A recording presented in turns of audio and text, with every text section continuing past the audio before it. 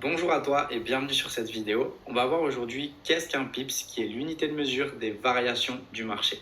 On a pu en parler très rapidement dans la vidéo précédente et je vais pouvoir t'expliquer justement son fonctionnement, où le retrouver et comment est-ce que ça se passe justement pour calculer ces valeurs-là en pips. Tout comme on peut le retrouver dans la vie de tous les jours lorsqu'on va mesurer une distance en centimètres ou en mètres, on va utiliser le pips pour mesurer la grandeur des mouvements du marché.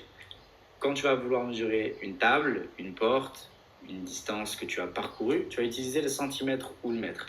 Dans le trading, pour mesurer une distance soit de profit, soit de perte, puisque oui, bien sûr, on anticipe et le profit et la perte en trading, on va calculer ces mouvements, cette distance plutôt en pips ou en micro-pips, donc comme le centimètre et le mètre.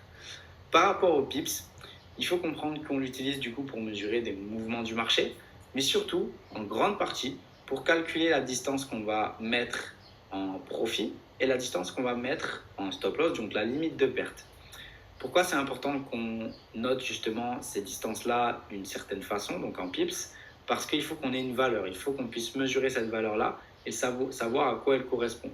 Le pips va pouvoir nous apporter différentes indications et ça, on va le voir directement par la suite. Donc en premier temps, je vais t'expliquer où est-ce que tu vas retrouver le pips et à quoi ça correspond, vu qu'il y a certaines différences à prendre en compte. En premier temps, dans la totalité des devises, à part les devises en JPY, donc en yen japonais, la devise, c'est le pips, pardon, c'est la quatrième décimale après la virgule. Tu as toujours 5 décimales. Par exemple, sur l'euro USD que je t'ai mis dans l'exemple à gauche, tu as 1,13 631 et 1,13 641. Le pips, c'est la quatrième décimale après la virgule. Donc retiens une chose. Tu veux savoir c'est quoi? Qu'est-ce que c'est qu'un pips? Tu prends 4 chiffres après la virgule et tu as la valeur d'un pips. Si on passe de 3 à 4 ou de 4 à 5, on aura gagné un pips. Donc dans l'exemple, je te mets la flèche directement pour que tu puisses avoir le visuel dessus. Le pips, c'est la quatrième décimale après la virgule. La seule exception qu'on va trouver à cette règle, c'est pour les monnaies en JPY, donc en yen japonais. Le pips va être le deuxième chiffre après la virgule.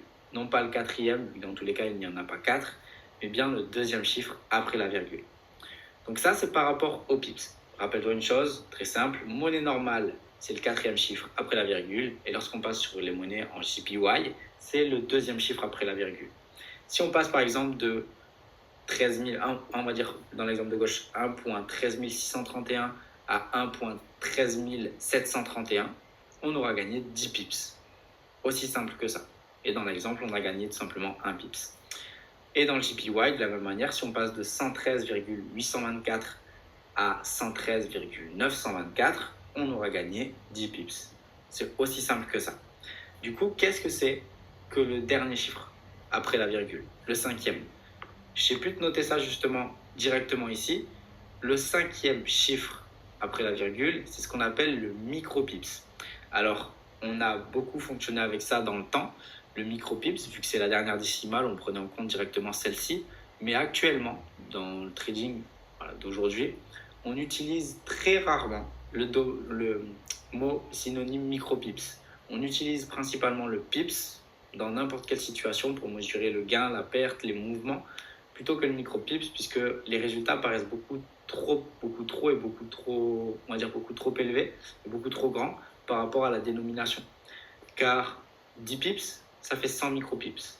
100 pips, ça fait 1000 micropips. Donc ça fait des valeurs qui sont assez grandes et qui parfois, justement, paraissent assez énormes lorsqu'on débute dans le domaine, alors qu'en réalité, c'est pas grand-chose. Le micropips, on appelle ça aussi pipette, c'est un surnom qu'on lui donne, mais principalement, on ne l'utilise pas aujourd'hui, on utilise vraiment le principe et le terme pips pour n'importe quelle analyse, calcul de distance ou quoi que ce soit, justement directement sur les marchés. Donc voilà, c'est tout par rapport aux pips, en espérant que cette vidéo a pu t'indiquer et te faire comprendre justement quelle était cette valeur. Je te dis à très vite en te souhaitant une très bonne journée et on se revoit sur de prochaines vidéos.